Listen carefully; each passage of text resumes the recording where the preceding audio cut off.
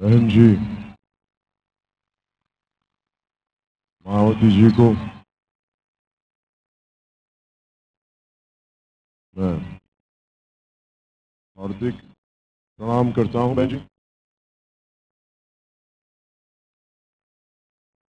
बहन जी, कुमारी मायावती गारिनी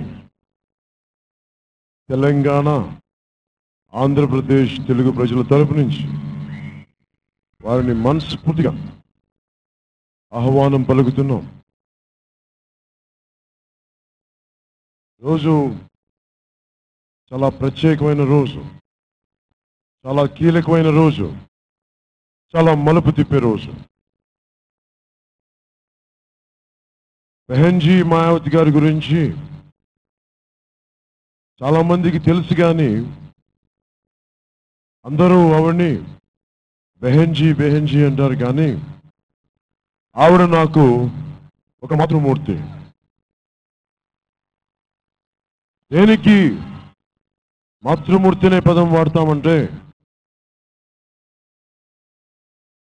చాలా మంది ఈ రోజున బహుజన్ సమాజ్ పార్టీ ఈ రోజు నేను ఇక్కడ ఉండడానికి చాలా మంది మాట్లాడుతున్నట్టుగా, వైసీపీ నాయకులు జగన్మోహన్ రెడ్డి గారు మాట్లాడుతున్నట్టుగా, తెలుగుదేశం నాయకులు మాట్లాడుతున్నట్టుగా బహుజన్ సమాజ్ పార్టీ తోటి నా అనుబంధం ఈరోజు బయటికి వచ్చింది. కానీ గత కొద్ది నెలలుగా నేను సామాజిక సమస్యల మీద, వీటన్నిటి మీద నేను చాలా లోతుగా విశ్లేషణ చేసి అధ్యయనం చేసిన వాడిని. రాజకీయం డబ్బున్న వాళ్ళు, వారసత్వ బలం ఉన్నవాళ్ళు, వేల కోట్లు ఉన్నవాళ్లే రాజకీయం చేయగలరు. క్రిమినల్ బ్యాక్గ్రౌండ్ ఉన్నవాళ్ళు, మాఫియా బ్యాక్గ్రౌండ్ ఉన్నవాళ్ళు వీళ్ళే రాజకీయం చేయగలరు, సామాన్యులు చేయలేరు. ఒక వ్యక్తి ఎమ్మెల్యే కావాలి అంటే ఎమ్మెల్యే కూడా ఉండాలి, లేదంటే గొప్ప వారసత్వ బలం అన్నా ఉండాలి. ఇవన్నీ కాకుండా ఎందుకు నేను మాయావతి గారు, బహన్ జీ మాయావతి గారి మీద ఎందుకు ఇంత అపారమైన గౌరవం, ఎందుకు ఇంత అపారమైన అనురాగం? దేనికి అంటే, చాలా మందిలాగా ఇందిరాగాంధీ గారి లాగా ఆవిడ నెహ్రూ గారి కూతురు కాదు. చాలా మంది యువ నాయకుల్లాగా రాజవంశస్థులు కాదు.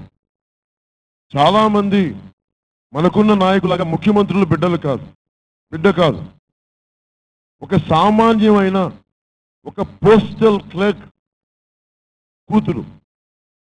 ఎలాంటి మిద్దుల మేడల్లో కాదు, చాలా సామాన్యమైన బస్తీల్లో,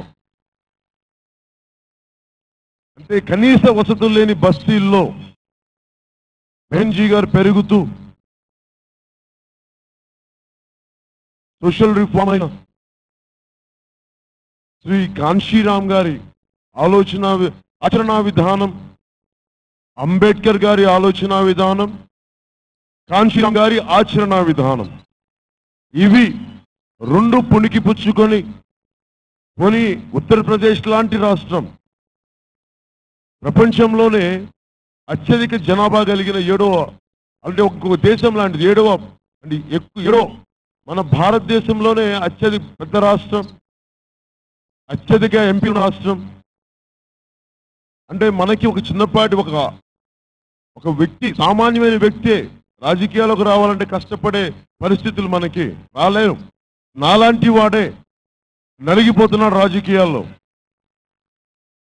ఇంత ఉండి, మీ అందరి అభిమాన బలం ఉండి, మీ అందరి ప్రేమ ఉండి, మీ అందరి అనురాగం ఉండి, నాలాంటి వాడే అసలు ఇబ్బంది పడిపోతా కష్టంగా ఉంటుంది. అలాంటిది 3 దశాబ్దాల పైన క్రితం చాలా నటోరియస్, అంటే ఎలాంటిదంటే గుండాలకి, రౌడీ రాజకీయాలకి, మాఫియా రాజకీయాలకి నిలయమైన ఉత్తరప్రదేశ్లో ఒక ఆడపడుచు, అణగారిన వర్గాల ఆడపడుచు, తండ్రి సింపుల్ పోస్టల్ క్లర్క్. అలాంటి ఆడపడుచు బయటికి వచ్చి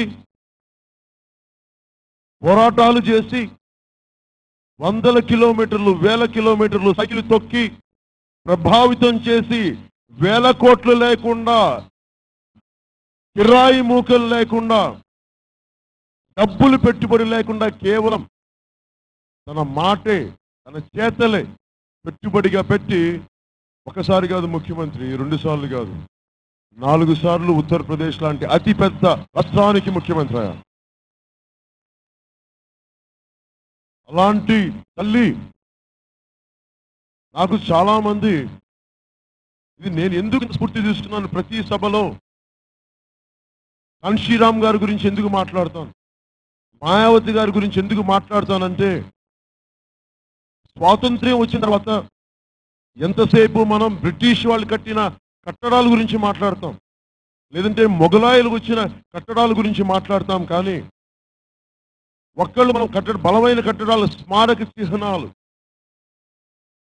స్మారక గార్డెన్స్, డబ్బులు లేకుండా ఇవన్నీ అక్కడ పూలే గారు కానీ, నారాయణ గురువు గారు కానీ, పెరియార్ కానీ, అంబేద్కర్ గారు కానీ, కాన్షీరామ్ గారు కానీ, ఇలాంటి వ్యక్తులు స్మారక చిహ్నంగా ఉండిపోవాలి. దేశాన్ని, సామాజిక వ్యవస్థని మలుపు తిప్పిన మహానుభావుల్ని, వీళ్ళందరినీ కొన్ని వందల ఎకరాల్లో ఇంతవరకు భారతదేశం